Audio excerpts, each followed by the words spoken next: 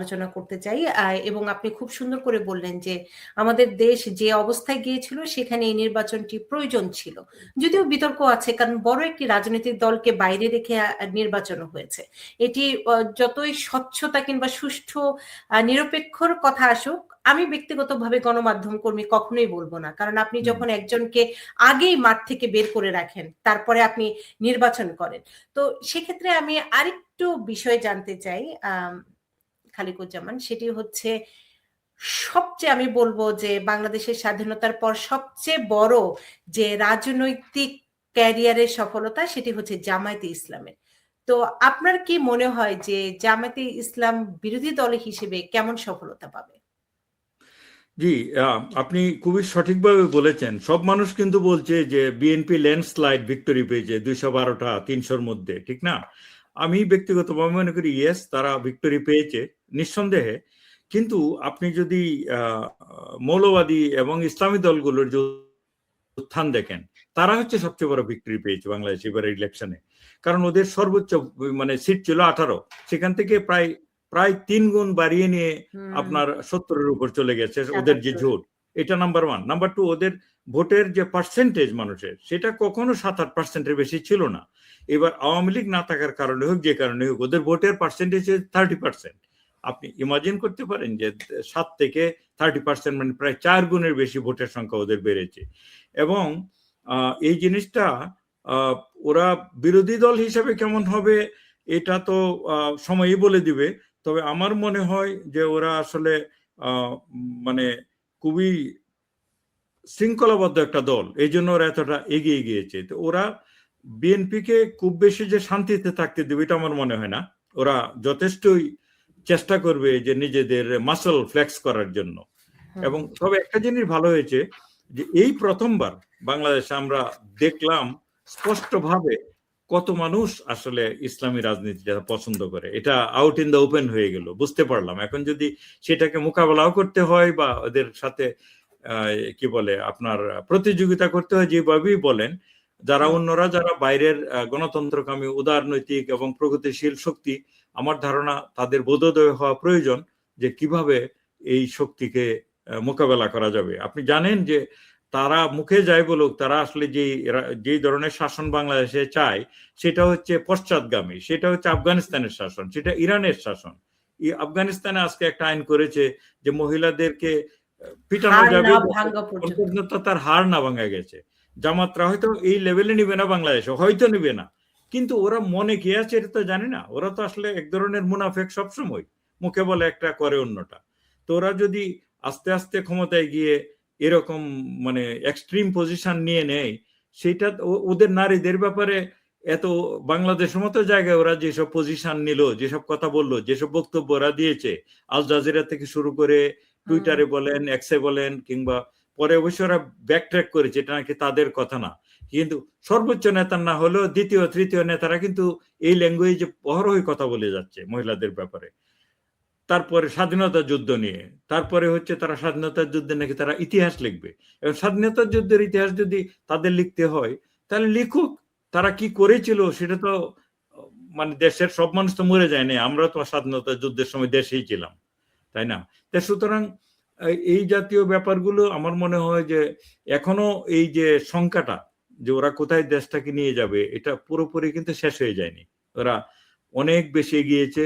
এবং এটা এবার ইলেকশনে আপনি যেটা বললেন যে আপনি টেলিভিশনে দেখেছেন যে যখন লাইনে দাঁড়িয়েছে বিশেষ করে মহিলা সমাজ গ্রামে গঞ্জে, সেই ইলেকশনটা যে বাংলাদেশে হচ্ছে এটা তো আমার মনে হচ্ছিল না মাঝে মধ্যে, যেটা কি বাংলাদেশের লাইন, একটা বাংলাদেশের নাকি এটা আফগানিস্তানের কোনো মহিলাদের লাইন।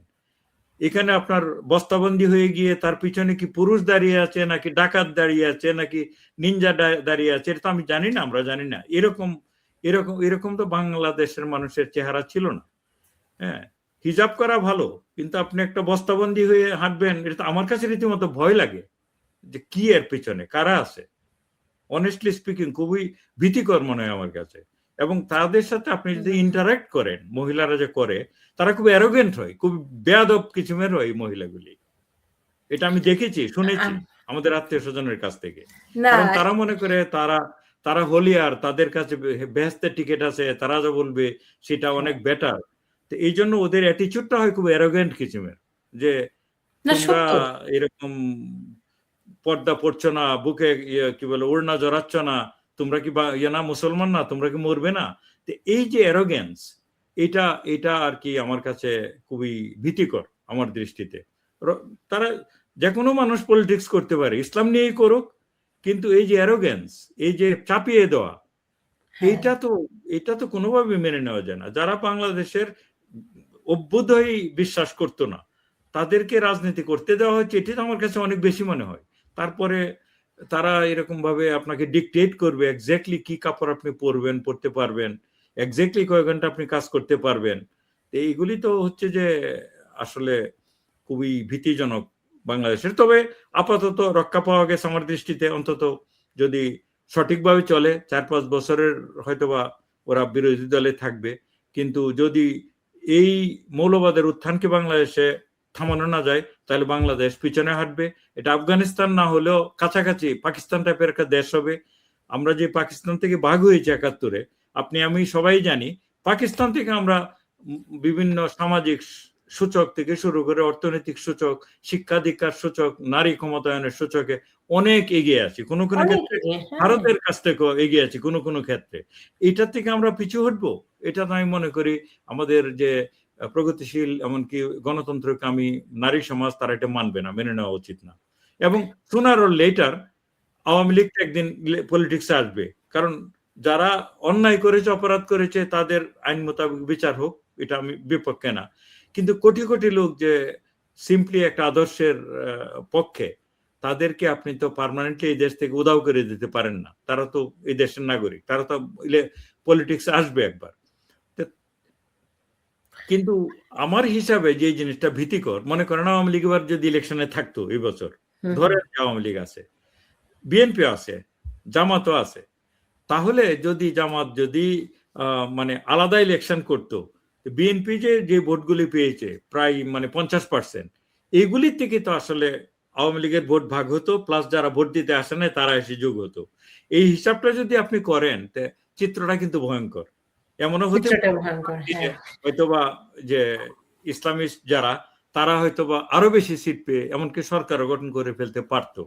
কারণ মানে উদারনৈতিক যারা গণতান্ত্রিক, তাদের ভোটগুলি কিন্তু ভাগ হয়ে যেত তখন বিএনপি এবং আওয়ামী লীগের মধ্যে। আমাদের একজন দর্শক ভিতরে ভিতরে এতটাই এগিয়েছে, এটাই হচ্ছে আমি বলতে চাচ্ছি আর কি। খুব অর্গানাইজ, খুবই সাংগঠনিক ভাবে। আমাদের একজন দর্শক একটি মতামত দিয়েছেন, সেই মতামতের ভিত্তিতে আপনার কাছে আমি একটু মতামত জানতে চাই। শরীফুল ইসলাম বিপুল তিনি লিখেছেন, 5ই আগস্টের পরে বিএনপি যদি সাধারণ জনগণের উপর অত্যাচার না করতো, তাহলে মনে হয় জামায়াতে ইসলাম একটি সিটও পেত না। এবং যেমন তিনি বলেছেন, যেমন আমাদের সাতক্ষীরা। জি জি, জামাতের সিটগুলি মূলত কিন্তু বর্ডার এলাকাতে, সাতক্ষীরা, চাঁপাইনবাবগঞ্জ, মানে পশ্চিমবঙ্গের বর্ডার এরিয়াতে সবচেয়ে বেশি। ওরা ঐতিহাসিকভাবে ওই জায়গাটাতে জামাতের বেশি, মানে সবসময় বেশি। এর কারণ হয়তো অন্যভাবে আলোচনা করবো। তো উনি যে প্রশ্নটা তুলেছেন এটা অমূলক না, এটাকে আমি উড়িয়ে দিচ্ছি না। কারণ হচ্ছে আমরা জানি যে বিএনপি যখন 5ই আগস্টের পরে ওরা প্রচুর জায়গায় গ্রাস রুট লেভেলে, গ্রামে গঞ্জে ওরা অনেক চাঁদাবাজিতে লিপ্ত হয়ে যায়, এবং এটা জনাব তারেক রহমান নিজেও কিন্তু এটা অ্যাওয়্যার ছিল, যার জন্য তিনি 7,000 বিএনপির কর্মীকে দল থেকে বহিষ্কার করেছে। উনি সঠিক বলেছেন শরীফ সাহেব, যদি ওরা এই জাতীয় অন্যায় অত্যাচারে লিপ্ত না হতো, তাহলে ধারণা জামাত হয়তো আর একটু কম পেত আর কি। 5টা পেত না এটা আমি বিশ্বাস করি না, কারণ আপনাকে যেটা বললাম যে ওরা ভিতরে ভিতরে যতটা অর্গানাইজড, কারণ জামাতের যে ভোটগুলি, এগুলি কিন্তু ভোট পড়বেই, কনক্রিট, ওরা কখনো ভোট দান থেকে বিরত থাকবে না, বুঝছেন। এটা এই দেশের মাগার মতো। ডোনাল্ড ট্রাম্পকে যে 30% লোক ভোট দেয়, তারা দেশে যদি আপনার ভূমিকম্প, ঘূর্ণিঝড় হয়ে যায়, তারা কিন্তু ভোট দিতে যাবে। এই জন্য ওনার সাথে আমি একমত, হয়তোবা অত বেশি ভোট পেত না, কিন্তু ওরা 5টা সিটও পেত না, এটা আমি বিশ্বাস করি না।